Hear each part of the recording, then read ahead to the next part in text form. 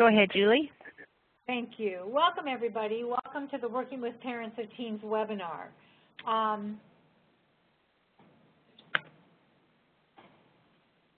So sorry, we're having technical difficulties already. There we go. I think it wasn't working. So, all right, let me start again. Welcome to the Working with Parents of Teens webinar, provided for PrEP grantees and their sub-awardees. Our event today is designed to reinforce and expand on the Working with Webinars tip sheet that was emailed to you earlier this month. On our webinar today, it looks like we have about 180 participants with a mix of state-level staff and sub-awardee staff.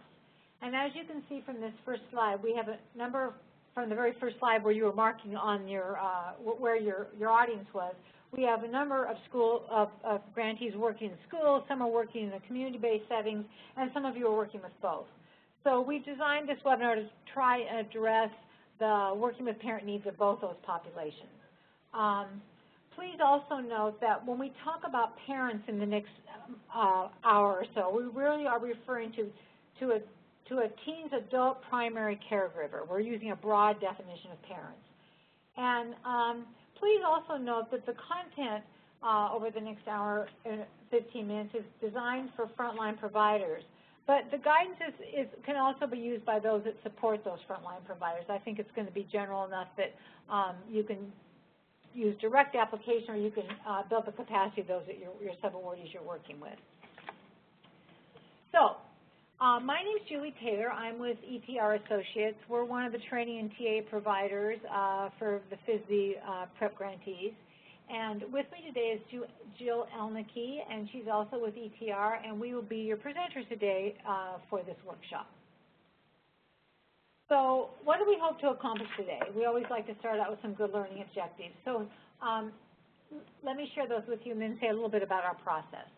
By the end of this webinar, we hope that participants will be able to list 6 types of parent involvement as defined in the Epstein framework, and we'll say more about the Epstein framework as we go forward. We also hope that you'll leave being able to describe strategies and activities to engage parents in teen pregnancy prevention programs. And finally, we hope that you'll be sharing some tips to improve the process of gaining parent consent. We'll be sharing tips, and we'll ask you maybe for some tips. That's the content we're covering, but I want to say just a little bit about the process. What we're going to be sharing is based on a framework that's been developed over time by Joyce Epstein, but it isn't.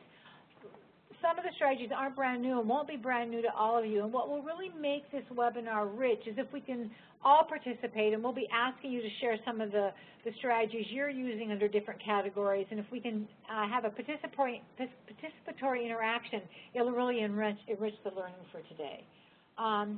So we're going to encourage you at several spots throughout the workshop to participate, either through chat or occasionally we'll be opening the phone lines. Also, for those of you that are worried about taking notes, all of this will be posted on the Communities of Practice website, all the slides, so you'll have full access to this at the end of the webinar. So let me say just a little bit more about how we're going to ask you to participate so it's not a surprise when we ask you to do it. For questions and comments, you can use the chat box, which you've probably already seen. People are chatting a little bit, giving you some directions in the beginning in the right-hand side of your screen. So at the very bottom of that chat box, you'll see a little box that says send to, maybe it says everyone on your screen. It may say a specific person. If you want to chat with people, highlight drop down the arrow, drop down the menu and highlight everyone. And then in the box just below that, you can type in your chat. And that way we'll be monitoring here. JSI, who's monitoring a webinar, also can monitor it, and we can answer questions as we go along, or if there's some kind of concern, we can also monitor that. If you're having some type of computer concern or problem with, not computer, but with the WebEx service itself, you might want to contact Nancy Thomas, and she's the host, and her name could be there too. So we'll be there. If you wanted, there's several times that we're going to actually ask people to speak up through their phone line, and to do that, you can unmute your phone by pressing *1, and that'll put you into a queue, and the operator then, when your name comes up, will open the line and let you speak. We probably don't have time for all 80 people to all have a comment, so we may take the first 4 or 5 any particular time, but please feel free to participate by unmuting your phone and getting in that queue. Other tools that we'll be using throughout the webinar is we'll be doing several polls, and they'll appear in the bottom right-hand side of your screen, and we'll explain that a little bit more when we get that far. I think some of you have already participated in polls, so that'll be pretty self-explanatory. We may, on occasion, ask you to raise your hand and call on somebody, but you don't have to do that. You can easily just unmute your phone and get in that queue if that works for you. And then finally, a couple times we're going to be asking you again to use the pencil and text tool, and a lot of you found that up in the upper left-hand column or left-hand side of your screen. So the T is for text. If you click on that, you can type in words, and there's a pen. You can click down or write in or highlight something. Don't worry about messing up the screen. We can clear it, so just write anything that you want to when we ask you to do that, and that'll be another way we can communicate with you. So we've sort of talked about the what and the how, and so let me just say a little bit about the flow of the agenda today. We're kind of in the middle of introductions, and then we're going to move on to discussing the research-based evidence for parent involvement and some of our thinking about ways to involve parents that are research-based. And then we'll review the Epstein model, which includes 6 types of involvement. Then we're going to ask you to apply some of that through some case studies, and that'll be another opportunity for you to be interactive. And finally, we'll talk a little bit about parent consent and some of the tips and do's and don'ts for doing that. And then we'll close. Somebody's marked on the screen. That's cool. Okay. So remember, I mentioned a poll. So let's start out with a poll. And this one, we just want, in your opinion, to learn about which amount of parent involvement that you currently have in your prep-funded projects. So I think, Nancy, it'll take her a second to post the poll in the bottom right-hand part of your screen, and then you can click on the response that's most appropriate for you.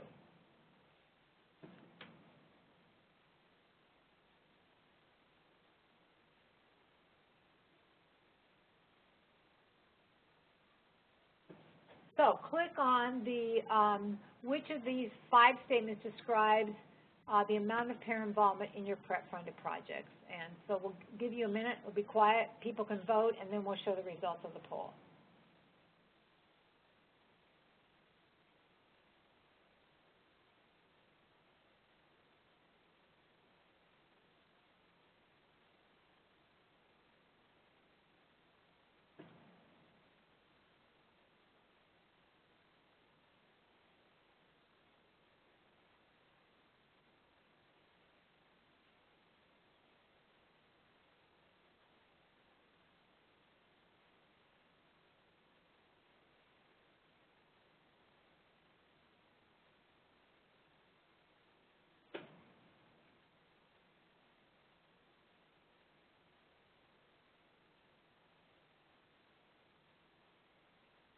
So Nancy, if we're getting close to, looks like we're close to having most everybody vote, you could post the results.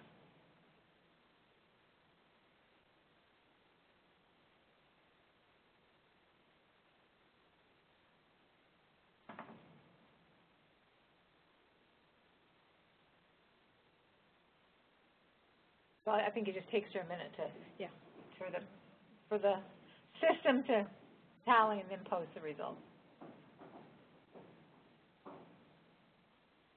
There we go.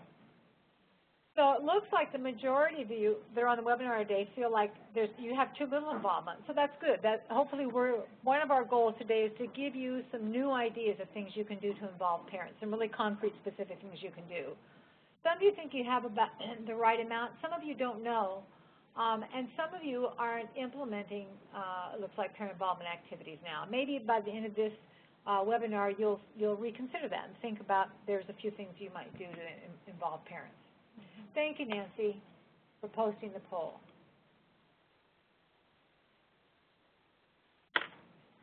So, Nancy, you want to give me back control? There we go.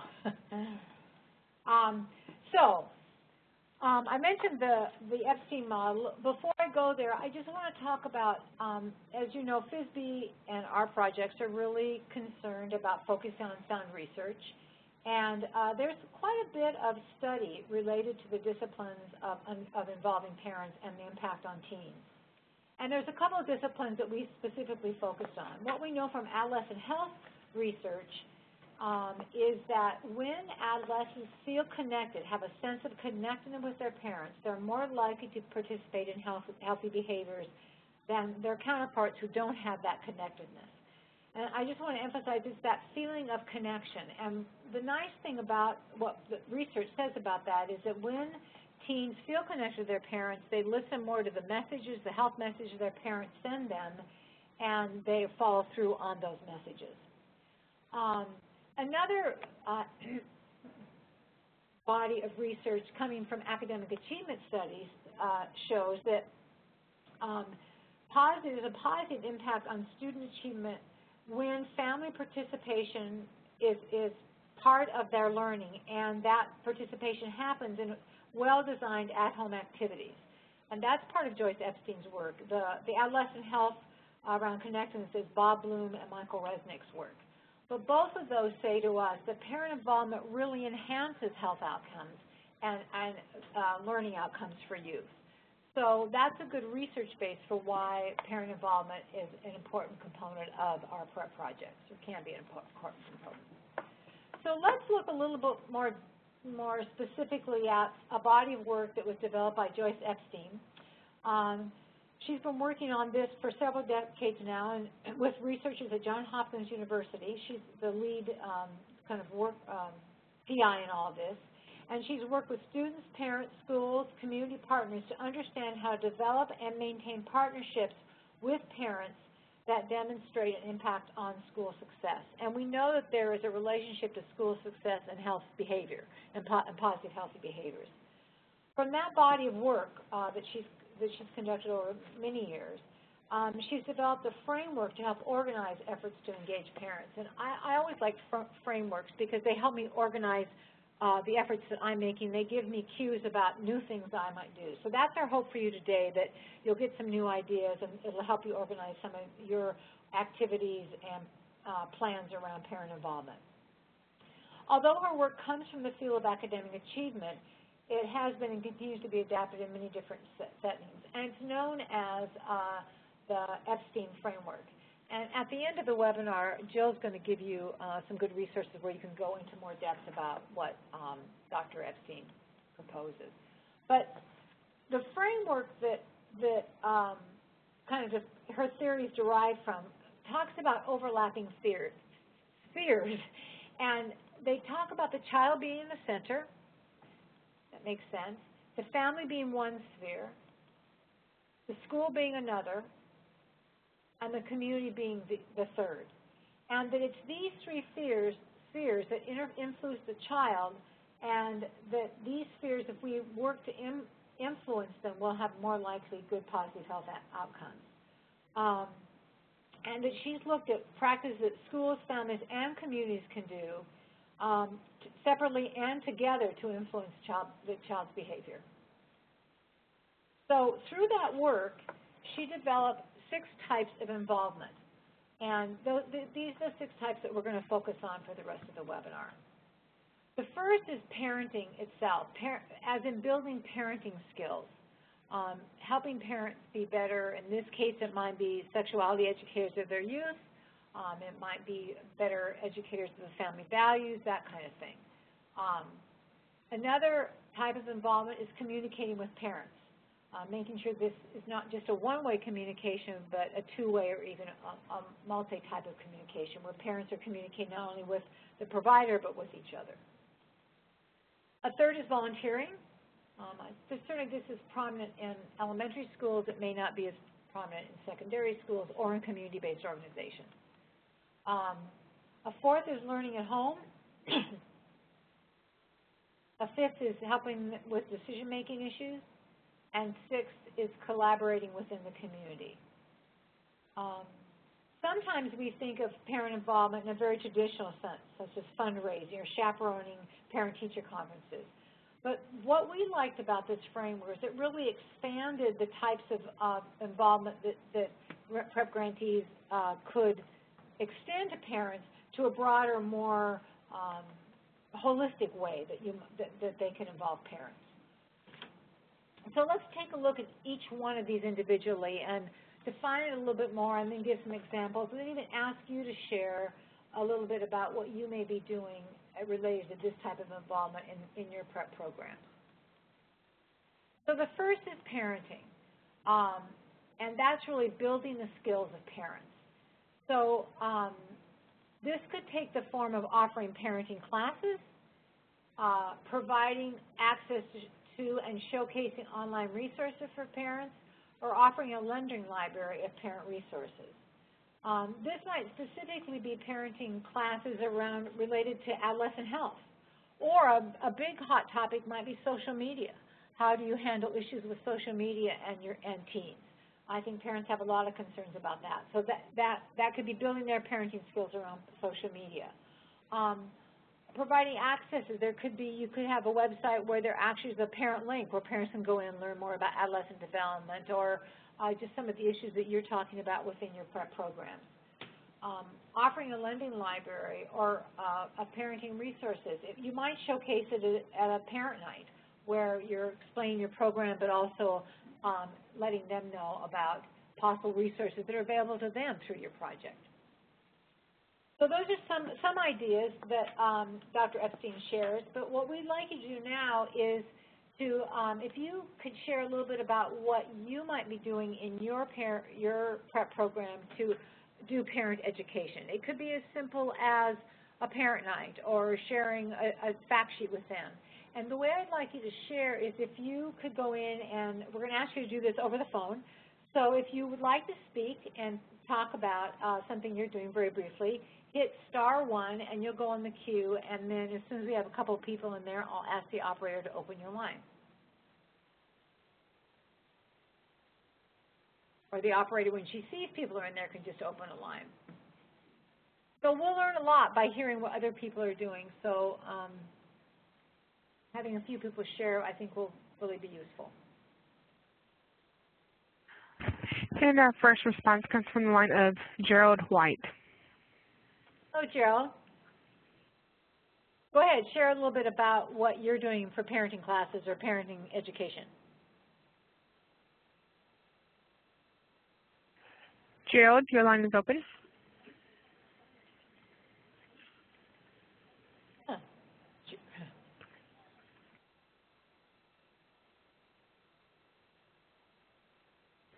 Gerald, your line is open.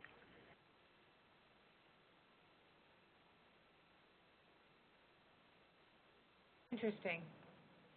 Well, why don't we try, is there somebody else in, then we can come back to see if he's and we have another response from Judy Kirk. Hi, Judy. Can you hear us?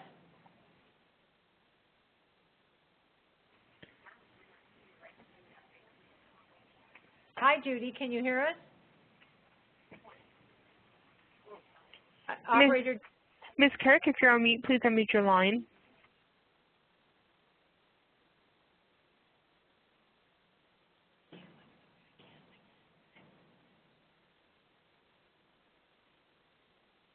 Ms. Kirk, your line is open. Okay, I see what you're saying. Well, we're trying to figure that out. Something's going on. I'm not sure. Maybe the operator can check what's going on. But we do have somebody actually typed in a chat that they do family nights, they do quarterly newsletters, they do homework assignments, including parents. So we're going to say a little bit more about some of those. So Jennifer, I don't know if you're in the queue. I don't know if you want to say a little bit more about your family nights and what you do. Can the operator check to see if she's in the queue? I'm sorry, who is that again? Jennifer Baker. Maybe she didn't. Maybe she just chatted. Okay. One moment. Okay.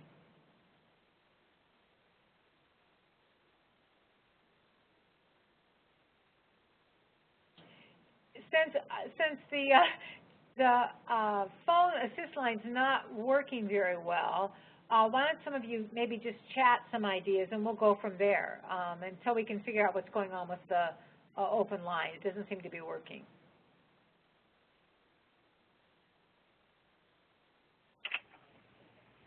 Jennifer is not on the queue. Okay, yeah, I see that. All right. Well, operator, can you? The lines don't seem to be opening up. Can you troubleshoot that and see what's going on? And maybe I'm just going to go ahead for now. And the next time I ask, maybe we can get some lines opened. We can see if our next respondent line is open. Okay, let's try that. Ms. Cameron, you may go ahead. Ms. Cameron, can you hear us? Yeah, something's not. So let's, the operator, maybe you can troubleshoot that. I'm not sure what's going on. So I'm going to go ahead and go to the next strategy. Sorry, folks, that isn't working. We thought we had that all ironed out, but technology, I guess.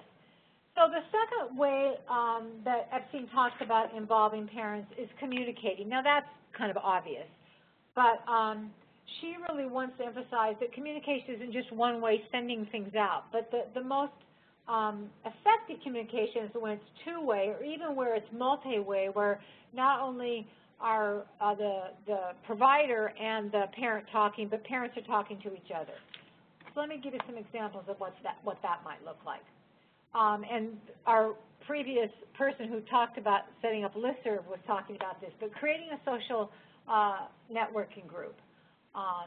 One of the ways that you can do that is through the computer and online stuff. Another way that we heard about from one of the grantees is called a talking circle, and what she does is that she has parents, a parent invites several other parents into the home, and she goes and presents about the prep program to them and answers their questions, and then she asks those parents in that home to invite some of their friends, and she goes to their homes and does the same thing. So it reminds me of Tupperware parties where you invited people and then they invited other people, and the concurrent circles kind of grew. So a social network just doesn't have to be online. You could actually do it by having kind of coffee socials in someone's home or something like that. Another way to communicate effectively with parents, and this is pretty obvious, I think, but is to translate written materials into other languages, depending on the population you're serving. And I would also add to the translating also to use pictures and visuals. Those are far more appealing to all of us to read. So if you've got somebody that's created graphically, I think communication, a picture says 1,000 words, and I think that's still true, and advertisers know that for sure, and I think we can incorporate that in some of our written materials to help improve our communication. So let's try this one more time. Why don't you this time try chatting in the chat box for ways that you're currently communicating with parents. If you've got a newsletter, if you send newsletters, like if that's the example you give us a little idea about maybe a topic that you include in the newsletter or something. I think that'll enhance the communication right here.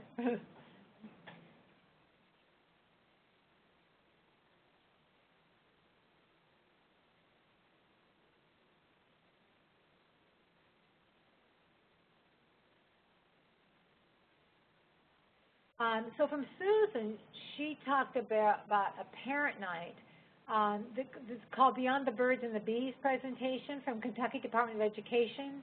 It sounds like she's in the parent night on dating, violence, and drug issues, HPV vaccine. They've had a great turnout with over 50 parents. So what I see in that is they really try to pick topics that are pertinent and relevant to parents. And if you have some parents on an advisory council, they can be good people to go to ask about what are parents talking about most.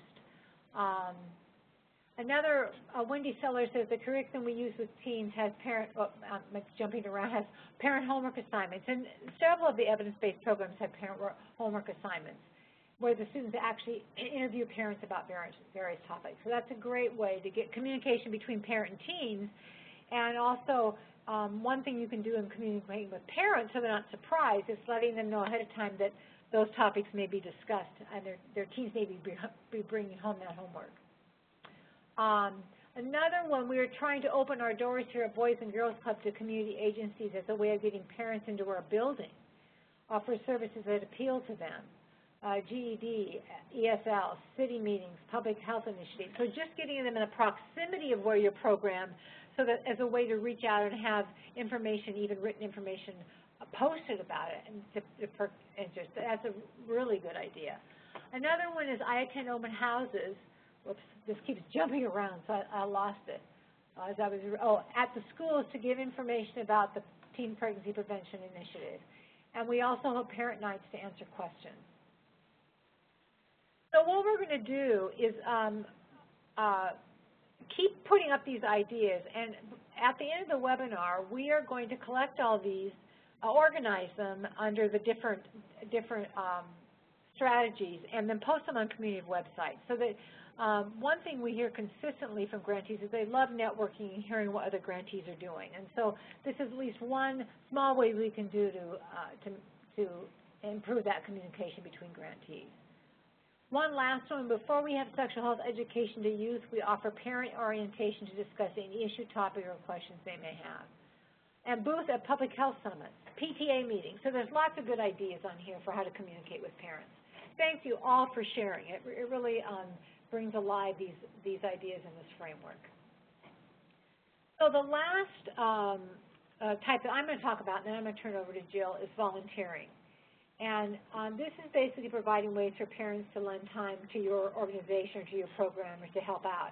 And this picture kind of depicts, I think, we often think about that as it relates to younger kids, but there's some really interesting ways that we can get parents of teens involved. And a couple of suggestions that might be new to you would be to involve parents during the delivery of some adulthood preparation subjects like financial literacy. Somebody who knows a lot about financial planning or, just simple things like credit card fraud or some of those kind of topics they're important as it comes to really being smart about your finances. And you could have them do a presentation to your youth around adulthood preparation subjects. You could also ask parents to recruit other parents, like I talked about the talking circle. You could invite them to share some of their early experiences with some of the adulthood preparation subjects, like career planning or trying to figure out where am I going for my future, or how they made decisions about schools or technology schools to attend. So parents bring a wealth of information that they can share with teens in a group setting. And sometimes teens hear it from their parents, but also hear a different message or hear messages get reinforced when other parents are also reinforcing those messages. So I'd like now to stop. Let's see.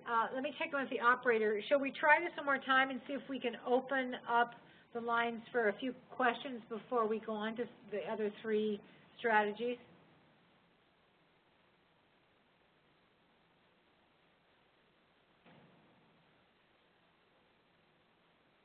Is the operator there? Yes, ma'am. One moment. Okay. And we have another response from Kim Manabot. Kim, can you hear us? Hello, Kim? Kim, if you're on mute, please unmute your line. Star 1, unmute your line.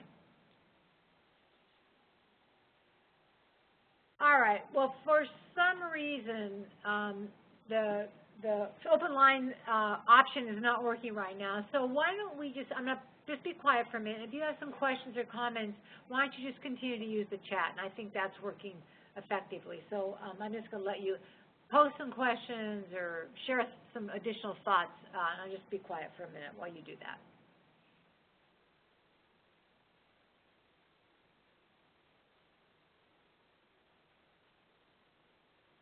Maybe you have an example of how you've used parents as volunteers. That might be a good place to start.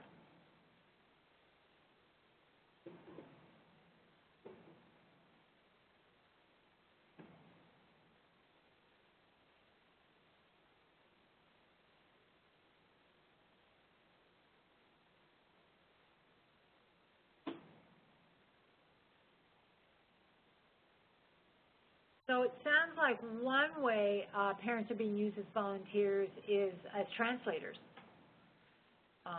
And they involve them in a meeting in the housing development where the majority of our refugee population lives with great success. So that's great.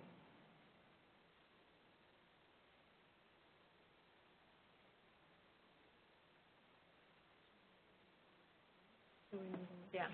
All right. Well, thank you all.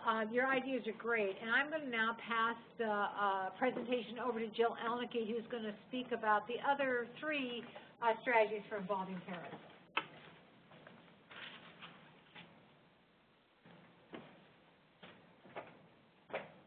Okay, we're going to move on to the fourth type, and we've already seen some good comments that show signs of you folks being engaged in learning at home. So as you're aware, many evidence-based programs include a component that at times has parents and teens completing an interactive assignment. The idea really is at the heart of this is to find ways for parents to reinforce the messages, the key messages coming through the program, and ultimately to enhance parent-child communication. One of the things that we really like about the Epstein model at this point is how, and Julie alluded to this in the introduction, of how they've really expanded the traditional definition of parent involvement. And we've come out of the building where a program may take place and right into the home. And we realize that with teen pregnancy prevention programs, this is a piece that's already integrated into the program you may have adopted. It's important to note, too, though, that Epstein sees learning at home as really those informal opportunities that parents have to dialogue with their teens about the program itself, or even just being aware of what the program is focusing on. It's really those informal times when a parent can ask questions, encourage, listen, maybe provide guidance.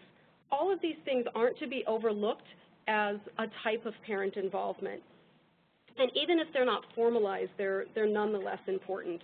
The other thing that we like about this particular type of involvement is that when it expands to home, it's a way to bring in the other trusted adults in a youth's life. And it could be a person in the parent role that traditionally would not be visible, either at the school site or in the community setting, but of course are at home and have a chance to play an important role. So let's look at some examples here. What we're really talking about, and you can see this in some of your evidence-based programs, is that learning activities at home are really when parents are prompted to share their values, hopes, and expectations, usually through some homework assignment. And we know through the research that it's important for parents to convey their attitudes and beliefs to their teens as they try to shape them in taking on healthy behaviors. What's also important to consider here in this second bullet is that, and Epstein really emphasizes this, is that you want to give the youth and parents some flexibility.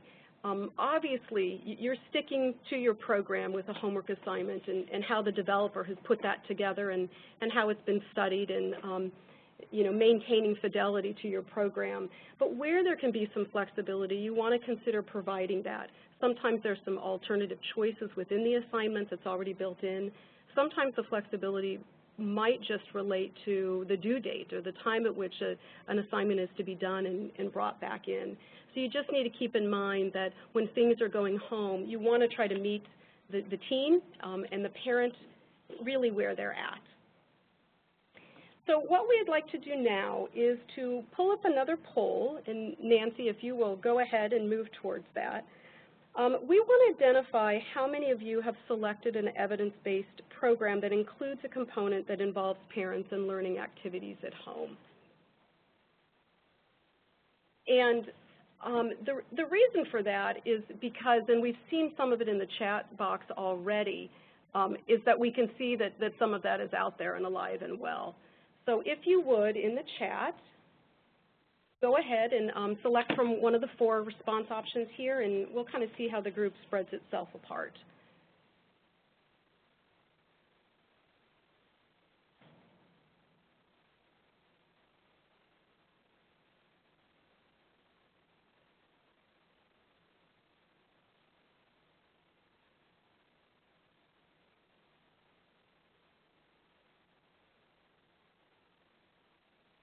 So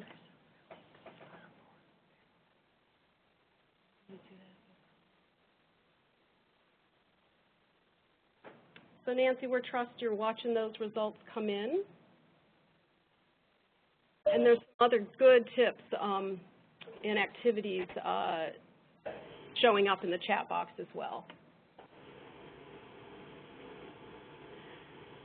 One tip that's been put forward by Terrell White is that when they've got a homework assignment and parents sign off it and the youth brings it back in, signed, that the student is entered into a drawing for a Walmart gift certificate. Now that's a nice incentive. Jill, I just posted the polling results. Okay, I can see that on one of our screens here, hoping everyone else can see it as well.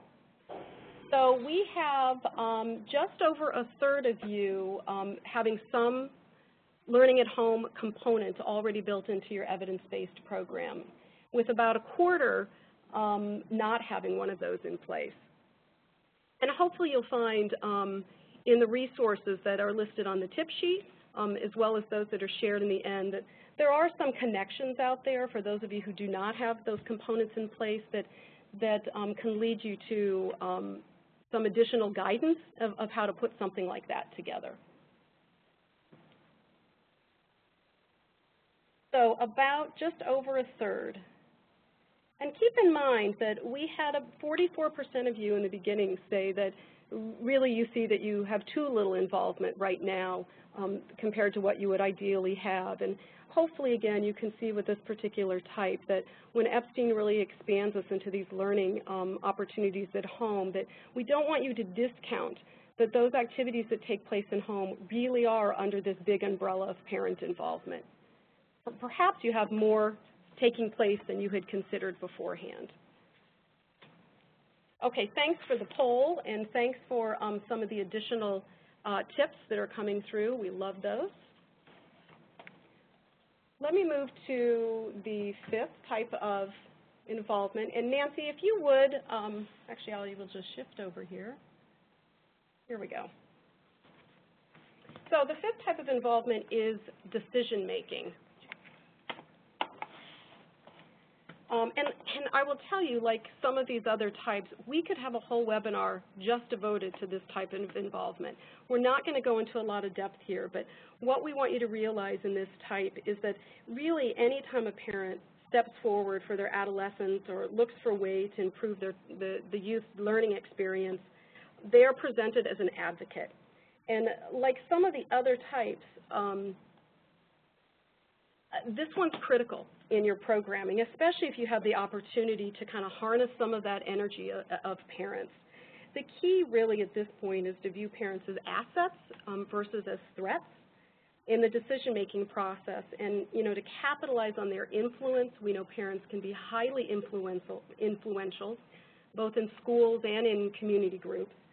You want to harness that influence within the partnership to do what's best for teens.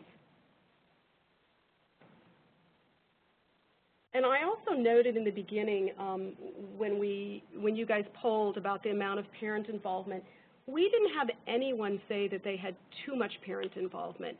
And I'll tell you the truth, that's kind of reassuring, because we know that there can sometimes be a fear about how parents might present themselves and want to be a part of the process. And this is sometimes where that influence comes through strongly. So if you look at examples, giving parents a voice in program selection, we're hoping some of you have experience with this. We know many of you have already obviously selected your evidence-based program. Some are still in that process. There's a role for parents there. It can be more formalized in being part of a decision-making entity. It could be simply having parents filling out a sheet if they come in to review curricular material where they give comments on what they've seen. It's somehow giving them a voice in program selection. You can notch it up a few, and in the next bullet, really look at how to prepare parents to present on your program's behalf through an advocacy effort. This could be something as significant as speaking at a board meeting or with the tribal council or the school board. board of directors, whatever it might be. Again, parents often can get the attention of important decision makers. It could also be less direct involvement. It could be having them help write a letter for the newsletter, or an article for the newsletter, or maybe even a letter of support in a grant application. So don't forget that fifth type. It could really aid your program. So let's go to the last type, and really this is collaborating in the community. What you'll see is that in the first 5 types that we shared, the focus has really been on what happens between the provider and the family. Within this final type, we really see the partnership expand. And if you think of those concentric rings that Julie showed in the beginning, this is that last piece of the community coming in. It's really all about how you, in your programs, connect families to assistance in the community, and how maybe community comes in to aid your program, and also how families can reach back out and be part of a giving back effort in the community. So examples of this, and again, this is where Epstein's framework really takes us beyond some of our traditional definitions of parent involvement. Examples could be helping parents connect with needed services in the community. Could be human services, recreational services, health care, could even be career or work-related. Likewise, this giving back piece could be launching service learning projects that include family participation.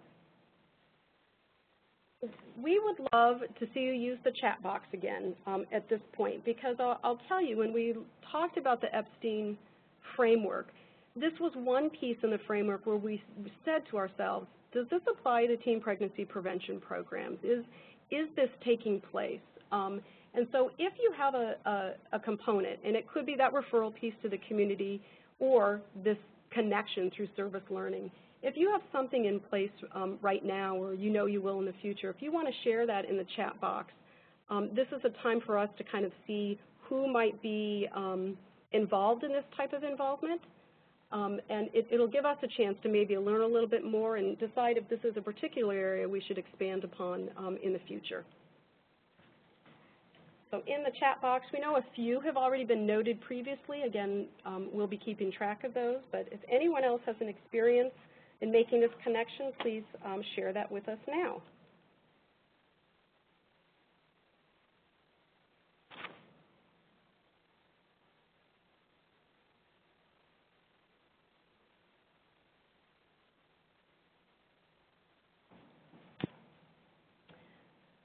Okay, just to recap before we go into the next step here with the webinar. We just went through 6 types of involvement: parenting, as in building parenting skills, communicating with parents, volunteering, learning at home, decision-making, and collaborating in the community.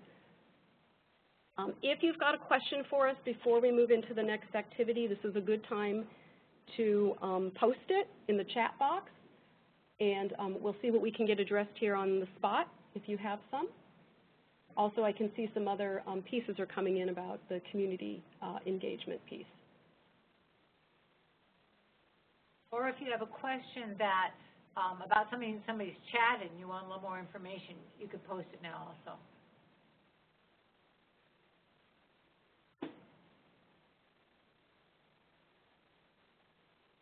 And a good comment here from Tanya Johnson, to keep in mind that we should be flexible in creating strategies for adults, not necessarily parents, working with youth in out-of-home care or foster care settings. It's so true.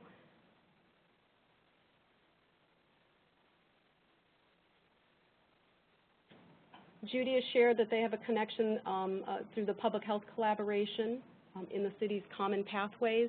We've seen a few of those come through here, where you've worked with your partners in the community as a way to get access to parents, or as a way to bring parents into your programming. Some good creative solutions.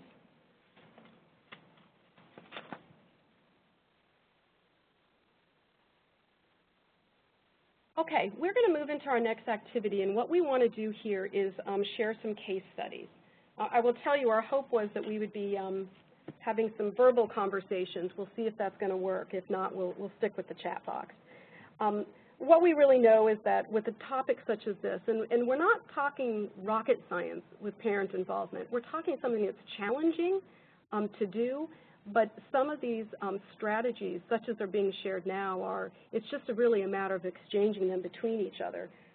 That's what we want to do with the case study, is that we want to see if we can engage you in sharing more of those strategies.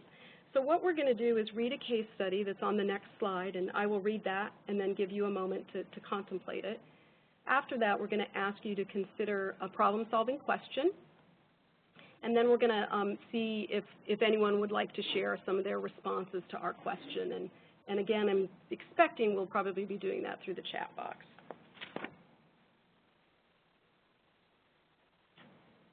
So let me pull up this first case study, and it has to do with that second type of communicating with parents. So a long-time school district superintendent recently retired, and with the change of administration, the local health department staff finally received the green light to work within area high schools to offer an evidence-based teen pregnancy prevention program. The new superintendent is supportive and has rallied the high school principals to be supportive. However, one of the conditions from the superintendent is that the local health department staff maximize communication with parents, all parents. The superintendent's not really defining that condition, but the local health department staff has it as its goal.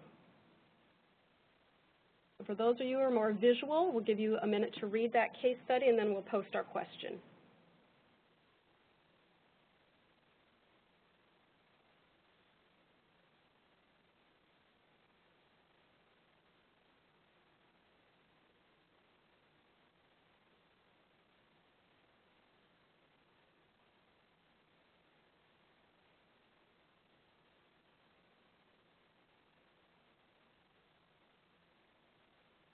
Okay, so with this case study in mind, what we would like you to do is consider what advice you would give to the local health department staff to help them maximize parent communication, and specifically where you would start.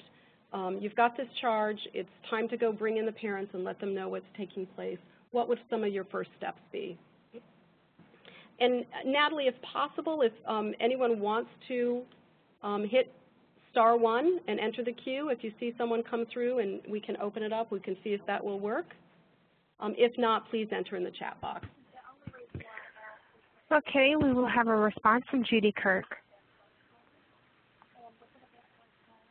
Judy, if your line is on mute, please unmute your line. Can you hear me? Yeah. Yay, we can, Judy. Oh, my. Well, one of the things, I guess, that I would be careful of is making sure that you don't rely on online communication for parents. We've tried that in our city, and especially the kids at risk do not get that information. So you need to make sure there's hard copy out there. And I guess I would also suggest communicating through communities of faith. That's great.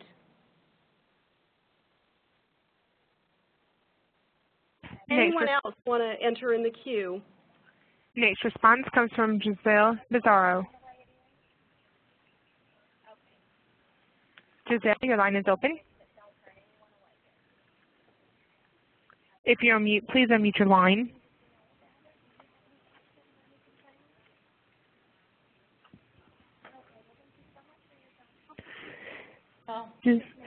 Giselle, your line is open.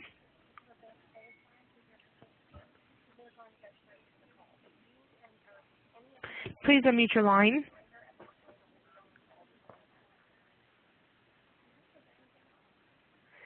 And we have a follow-up from Judy. Judy, go ahead.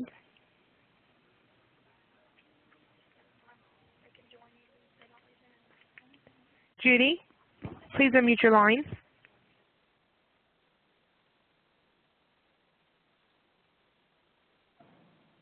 Let me go ahead and just read a few of the chats that have been posted here. someone noted the maximizing communication as a pretty vague direction from the superintendent, and there was another good follow-up that said they would go back to the superintendent and get a better definition of what that communication should look like. What specifically is the superintendent looking at related to communication? And I think that's excellent advice.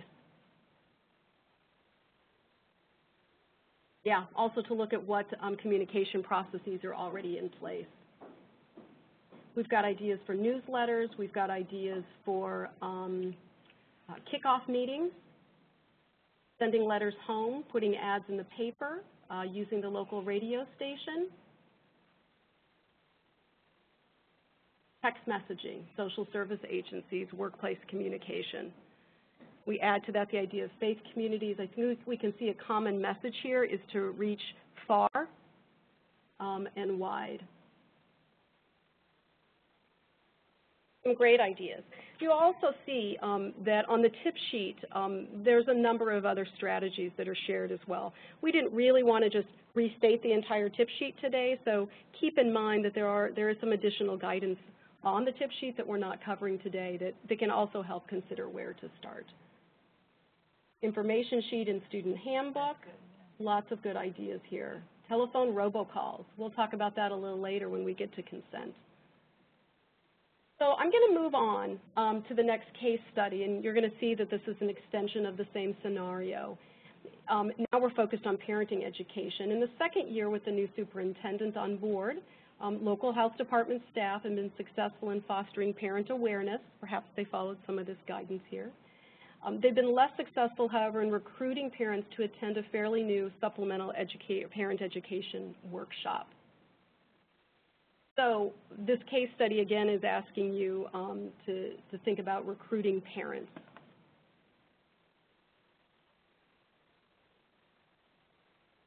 Not surprising, what we would love to hear from you is what advice you'd give the health department staff to improve recruitment and what factors would be most important for them to consider.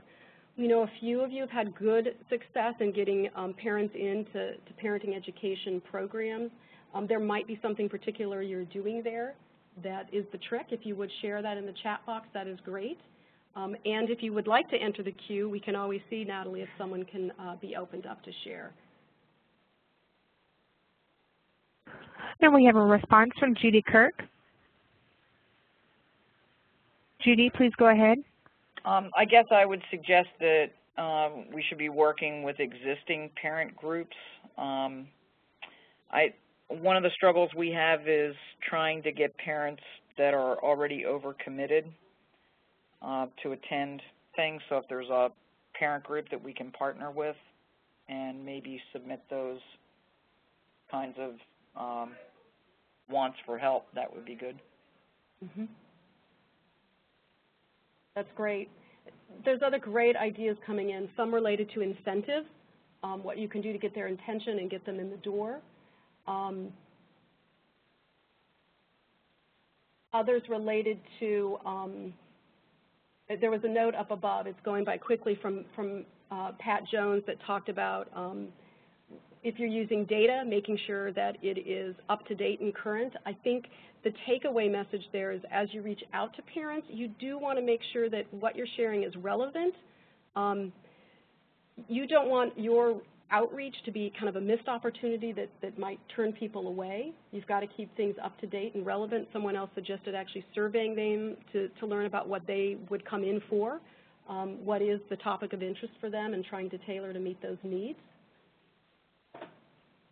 And then a great note here from Maria that within tribal communities, people want to know you and know what your intentions are. You've got to build trust in that relationship. And finally from Tanya, make things fun and fresh. I think that kind of goes too with what Pat was saying of keeping things current. Great ideas, and again, we will be saving these. Thank you guys for sharing them. Know that when you do enter something in the chat box, if you will select from the box, send to everyone. We'll make sure that everyone can see the ideas as they roll forward.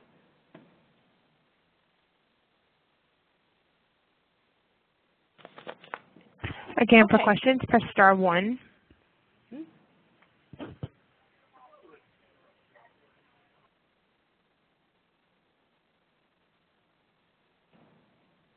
everyone in your queue, Natalie? Is it looking okay?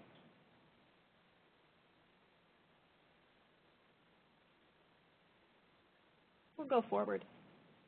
Okay, this is going to give a chance for everybody to participate here in a moment. I'm sure not only when you've been sharing some strategies in the chat box, but even as we just talked about the case study, we can't help but bring in to mind some of the barriers of engaging parents. It is challenging work. And it's one of the reasons we developed the tip sheet and have a webinar today. Research conducted by RTI in their Title X Family Planning and Title 20 Adolescent Family Life programs categorized for us rather succinctly these common barriers and group them together in a pretty useful way. So what you can see on your screen now are these three big categories of chunks, I would call them, of barriers. The first at the top is limited availability. That's really the barrier that stops parents who want to be present from being able to get there. It could be working several jobs or having multiple kids and multiple demands with them or attending school while working. That's that whole category of limited availability. The next category is logistics. These are really those challenges like transportation and location, time of day, child care, all the things that make it difficult sometimes to establish logistics that work for everyone that you're trying to get in the door. And the final category here are those psychosocial issues. Importantly, these are those issues like trust or lack of trust, apathy, or generally being disenfranchised in a community that prohibit parents from participating. What we'd like you to do, even though we know it might be challenging, this is also a learning opportunity for us, is if you'll use that little text tool at the top with the T, we would love to see you put an X under the one barrier, or group of barriers here that you think is either the most significant for your prep program or will be in the future. It would be good for us to kind of see which of these areas, if you can just pick one for today, is most significant for you. And you can do that. We've got someone using the pencil, which is great. Again, there's the little text tool, whatever you find would be useful. So go ahead and let's see how this disperses itself.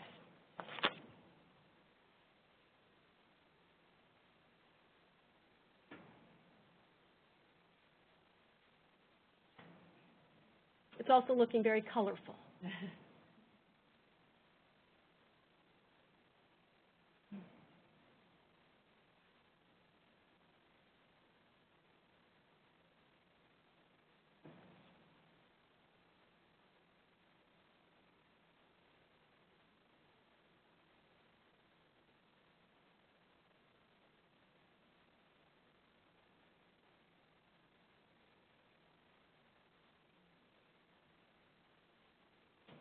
And someone's in the middle there. All of them.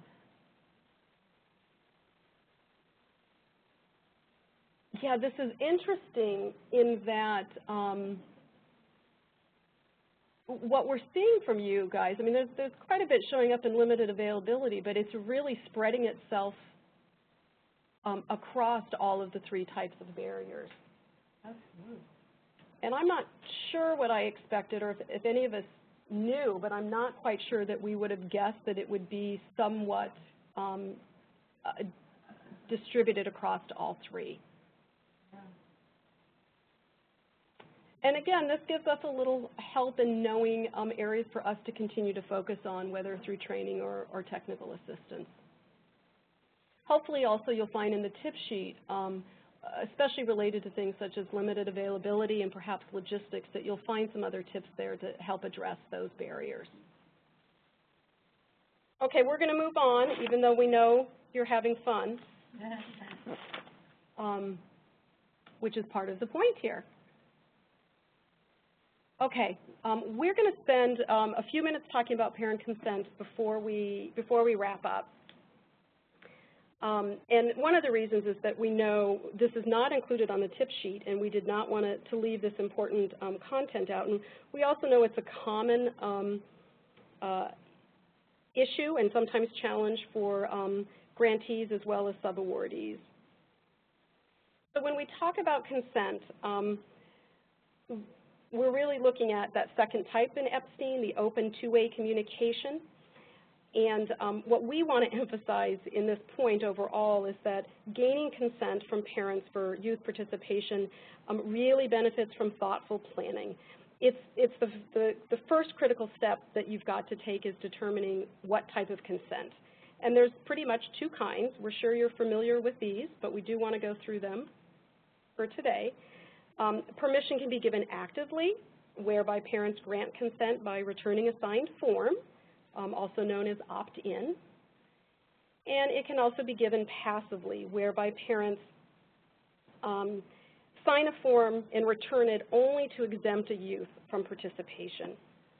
What form or type is selected, that's opt-out in passive. What form is selected, whether active or passive, really very well may depend on what your state or tribal government or your local policies are related to consent, and or really what you best see meets the needs of the community.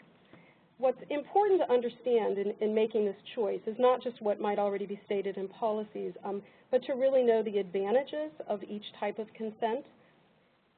When staff need active consent from every parent, it often requires more time, and those of you who have to gain active consent or have done this have that experience. It takes more time and effort, and sometimes it can result in underrepresentation of your hard-to-reach youth and perhaps those that are highest risk. An advantage, however, is that active consent really can give you greater assurance that the youth who are participating in the program are those whose parents have given them permission to be there. So you really have to weigh those advantages and disadvantages possibly with each other in making this decision. Before we get into tips, we want to pull up one last poll, and Nancy, if you will do that for us. We're curious, of course, to know what type of consent you are most experienced using or use in your programs currently or will use down the road. So if you can see from this question, we just want you to indicate what type you use, whether active, passive, both. Perhaps you don't know yet, or maybe don't have to have consent, of course. And we'll just give about 30 seconds here to get your responses in.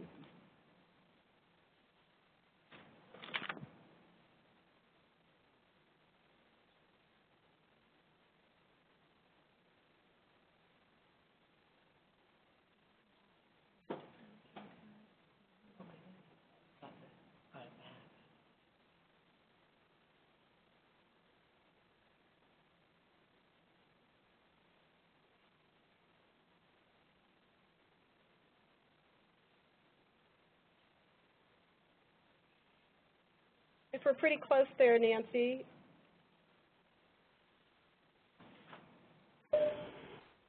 We're getting pretty close. I'll go ahead and close the poll now.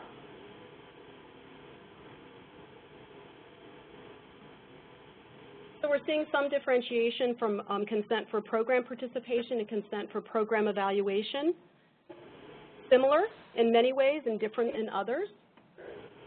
Many of the tips we're going to share next will relate to both scenarios, consent to participate in the program and in program evaluation.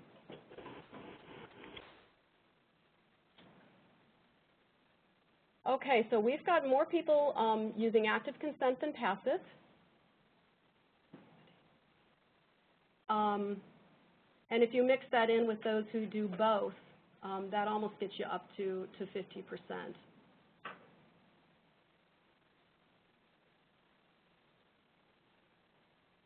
So I want to look back before we go into these tips and just address a few questions. One came from Lisa, and it's touching on the disenfranchised, those youth from their parents, and particularly teen parents.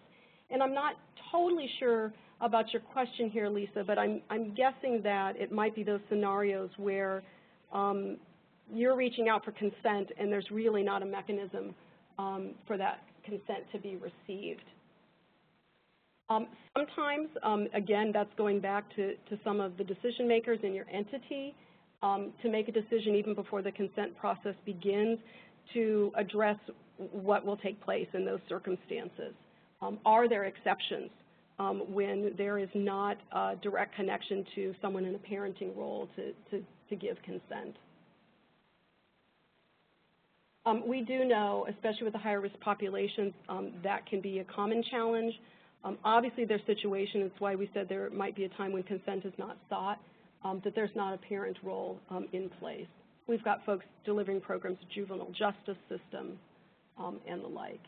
And Julie, I don't know if you have anything you would add to that outreach when there really isn't a parent present. No, it is really challenging. I think if you need active consent, it certainly presents a challenge. There's an institution that has the guardianship of a youth, like a foster care system or juvenile justice. There may be avenues through those guardians to get consent. Yeah, and as someone else noted, when they're working in residential facilities, it's a whole different issue and may not obviously be pertinent. Jessica Duke shared a great point, is that it's not just about the parent consent. It's nice to put forward that the youth has a role in giving consent themselves. Okay. We're just glancing through the chats to see if there's anything else we just missed at this point. Think we're good? Okay, I think we're good. Okay, we would like to share with you some tips, and we have boiled these down to 3 slides. And know that you have the slides. Hopefully most of you received those yesterday, so you wouldn't have to jot these down. And if you do not have a hard copy of them, they will eventually be posted on communities of practice. And I bring that up now again because consent was not addressed in the tip sheet. So the first tip that we want to share, and it's what we've already opened things up with, is to know your policies. If you don't know them, talk amongst your people to figure out if there are some policies on the books. You want to cover this point pretty well. Next is creating a clear and easy-to-use form. And there were some notes about this, too, also in the chat box. And we see that there's really 6 pieces that you need to have on this form. It doesn't mean the form is long. Things can be in bullets. You want to make it easy for folks to read. But you want to make sure to hit these points. The first one is the need for your program. You might even have some data you're sharing there. You shouldn't go overboard with that, but you want to make it pretty clear why this program is necessary. Next, the benefits for participation. Remember, consent forms is really a point of when you are trying to be persuasive. You want those youth in your program, so you want to put some emphasis here on the benefits of participating. Similarly, you want to describe, even if it's only in brief, what's going to take place. If it's true consent, the parents really need to understand what's happening in this program. They've got to know what they're consenting to. Next, make it clear and how to respond to the notification. We're going to talk about forms for this on the next slide. Make clear important dates. I know it sounds like a no-brainer, but sometimes this information is not obvious, and due dates need to be very clear so that they're met. And finally, ways to get more information, to connect with you, with your frontline staff, whoever the point of entry is for parents to get their questions answered. And you also might provide multiple ways for that. Next tip is to use thorough methods to assure receipt of notification. And this is really those steps you're going to take to make sure the consent gets to the parent. There's the traditional way of sending a form home with teens, and it should always be a way to consider if possible. We also know that sometimes it doesn't happen. Similar is to post online. We've heard some comments and seen some in the chat box that electronic mechanism doesn't always work well. And the idea here is really to use these things in combination. If a form is posted online, it might not be that the parent finds it there first, but that the teen says to their parent, well, there was this sheet that you were supposed to sign. I don't have it anymore. They can access it online. It's another avenue to use. Mailing first class, and especially given how many of you are using active consent, this is something to keep in mind. It may sound a little dated, but there are times when snail mail still is the best route to take. No matter what route you take, you want to have follow-up. That could be with that robocall, the automated calls, if you have access to that kind of system, or blast emails, or posting on some social network site as a reminder. Again, with active consent, you may need to make personal phone calls, and sometimes there's no substitute for that, to the non-responding parents. So lots of avenues to take. I think the take-home message here is, again, you need multiple methods. And our last set of tips is to give sufficient time to parents to respond. Don't expect it to happen within a matter of a few days, especially if you're looking for active consent. Even if it's passive, you've got to give some time and notice. Make program materials easy to access for review. If you send the consent form, it should be that parents who want to actually look at the program have the opportunity to do that. Make it clear when they're available and for how long. Be available to answer questions when your consent form goes out. It's time to really check the email, check the voicemail. And finally, or not finally, but for this point about parents giving the notification back, give them multiple ways to respond. Obviously, they can return a signed form, but also give them the option to send you an email, to call on the phone and leave a voicemail, multiple ways to do it. We're used to that now in this highly technological age. And finally, most importantly in ways, because it's often overlooked, is just to document your efforts. Note how you did this, keep track of the responses as they come in, and hold on to hard copies, whether they're signed forms, whether they're emails, whether it's a tracking sheet for phone calls. You need to keep track of those notifications so that you can show the youth had permission to be there. So those are our tips. We're going to look through the chat box just to make sure we're not overlooking anything here before we wrap up. Yeah, I think we're looking good. Okay, we're going to move forward here to the end. Help me as I get through this. This is the big message we want to send to you guys right now. We know we just are at the tip of the iceberg with this topic. We gave you kind of a new framework and hopefully a new definition for parent involvement, and we expand how you might look at parent involvement into some new domains. We might have given you more things to think about today than answers themselves. Know that we're available for further assistance. You can request technical assistance from your FISB project officer, and they will get you in lined up with a TA provider. Also, visit the Communities of Practice website. You're going to find more and more resources there over time. If you are on the line today and you're scratching your head and saying, I'm not sure what the Communities of Practice website is, or you don't have access to it, please contact your the primary contact for the PrEP grant, and they will be able to make that connection with you so that you can get access to it. It's also a forum to continue this dialogue online. So know that further assistance is available, as well as within these selected resources. We have 2 slides here that are going to show you some online resources. Each and every one of them is listed on the tip sheet, and in fact, there's even a few extra on the tip sheet itself. You will find a wealth of information in these web pages. Some of them come from us as partners in the PrEP effort. They will take you into depth about parent-child connectedness, about how to help parents become better educators at home with their kids, about sexual health topics. There's a lot of rich information out there, and we want you to know that that's going to be one of the big steps you can take next to learn more. And that is what we've got for you today.